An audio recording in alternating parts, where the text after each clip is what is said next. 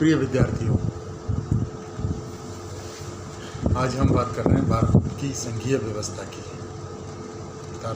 भारत में संविधान के द्वारा संघात्मक व्यवस्था की स्थापना की गई है और इस संघात्मक व्यवस्था की स्थापना क्यों की गई है, इसके पीछे क्या कारण है और किस प्रकार से हमें महसूस होता है या हमें आभास होता है कि भारत में संघीय व्यवस्था। इन सबको जानने के लिए अपने को आपके प्रथम वर्ष के सिलेबस के अंतर्गत जो टॉपिक्स थे, शासन के प्रकार,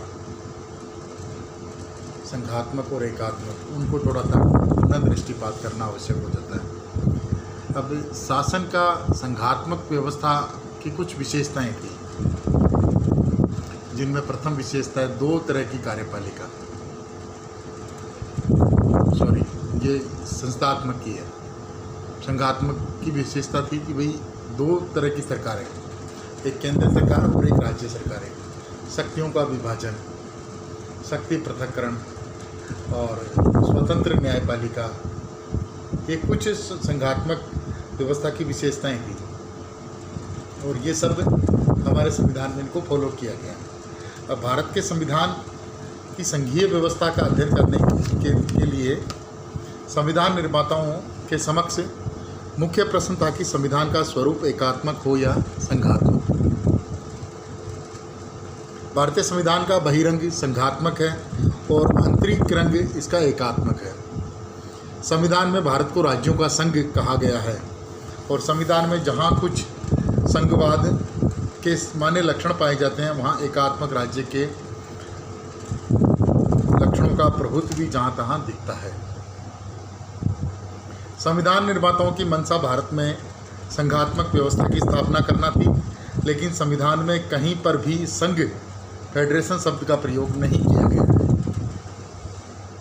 वरन संघ के स्थान पर राज्यों का संघ, यूनियन ऑफ स्टेट शब्द के प्रयोग का पर स्पष्टीकरण देते हुए प्रारूप समिति के अध्यक्ष डॉक्टर अंबेडकर ने संविधान सभा में कहा था कि प्रारूप समिति के द्वारा इस शब्द का प्रयोग यह स्पष्ट करने के लिए किया गया है कि यद्यपि भारत एक राज्य संघ है, लेकिन ये संघ राज्य किसी प्रकार से राज्यों के पारस्परिक समझौते का परिणाम न होने के कारण किसी भी राज्य को संघ से पृथक होने का अधिकार नहीं है। देखिए, 2 बातें आई है इसमें। एक तो फेडरेशन, जैसे अमेरिका के संविधान में अमेरिकी राष्ट्र के लिए फेडरेशन का शब्द प्रयोग किया गया, जबकि भारत के अंतर्गत यूनियन ऑफ द स्टेट, राज्यों का संघ। तो इस शब्द के ऊपर स्पष्टीकरण देते हुए संविधान सभा में डॉक्टर अंबेडकर ने कहा था कि यद्यपि भारत एक राज्य संघ है, लेकिन यह संघ राज्य किसी प्रकार के राज्यों के पारस्परिक समझौते से नहीं बने हैं। ये राज्यों का संघ जो है किसी प्रकार के पारस्परिक समझौते से नहीं बना है, अर्थात इसमें किसी भी स्टेट की तरफ से कोई टर्म एंड कंडीशन है। ये राज्यों का एक संघ बनाया गया और किसी भी राज्य को इस संघ से आज़ाद होने की स्वीकृति नहीं है, किसी भी हालत में स्वीकृति नहीं है।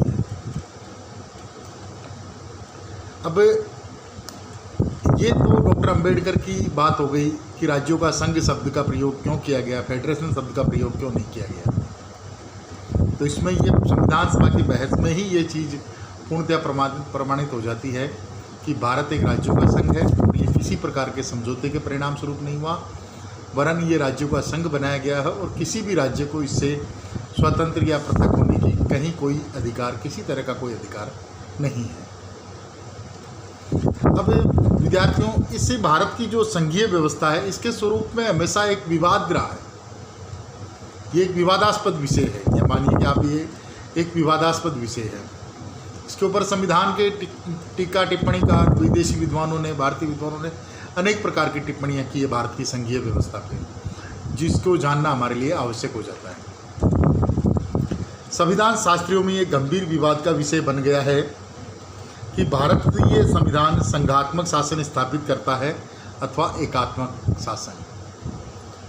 मतलब ये कन्फ्यूजन है लोगों के बीच में, संविधान शास्त्रियों के बीच में, राजनीतिक विद्वानों के बीच में, कि भारत का जो संघ है, राज्यों का संघ है, वो संघात्मक शासन की स्थापना करता है या एकात्मक शासन की स्थापना करता है?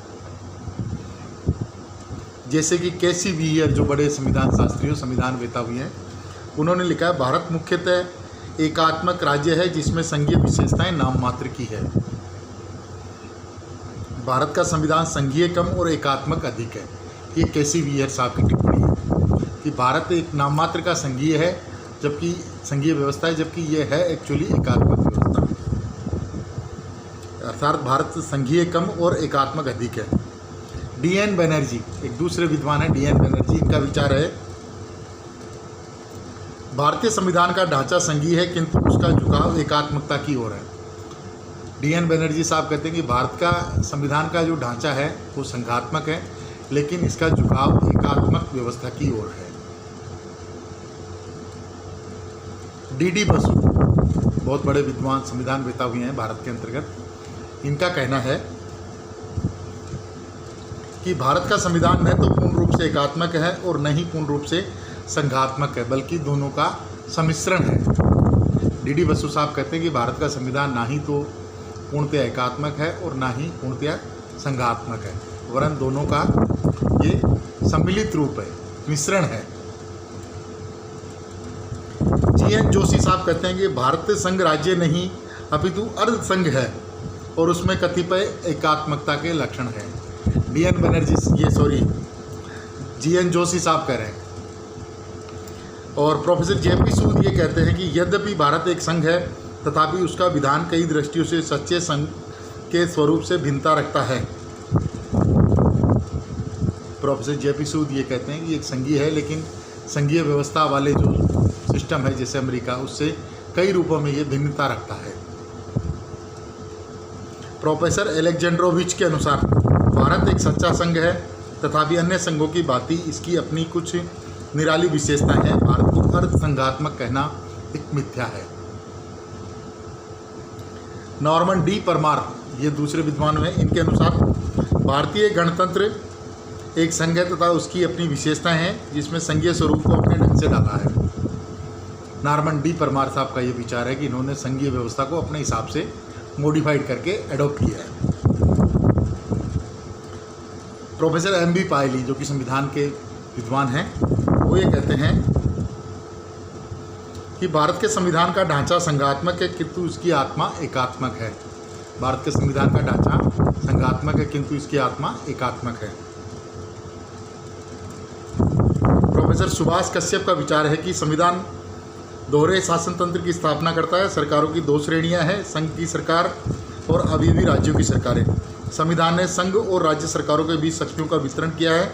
संघवाद के इन बहिरंग लक्षणों के बावजूद भारतीय संविधान का प्रधान स्वर एकात्मकता का है।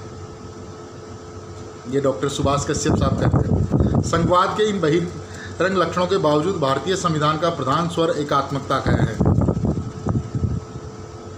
अब डॉक्टर अंबेडकर जी जो है वो ये कहते हैं कि यह एक संघीय संविधान है क्योंकि यह एक दोहरे शासन तंत्र की स्थापना करता है जिसमें केंद्र में संघीय सरकार तथा चारों और परिधि में राज्य सरकारें हैं जो संविधान द्वारा निश्चित निर्धारित क्षेत्रों में सर्वोच्च सत्ता का प्रयोग करती है। डॉक्टर अंबेडकर साहब इसको एक पूर्णतया संघीय व्यवस्था वाला संविधान स्वीकार करते हैं।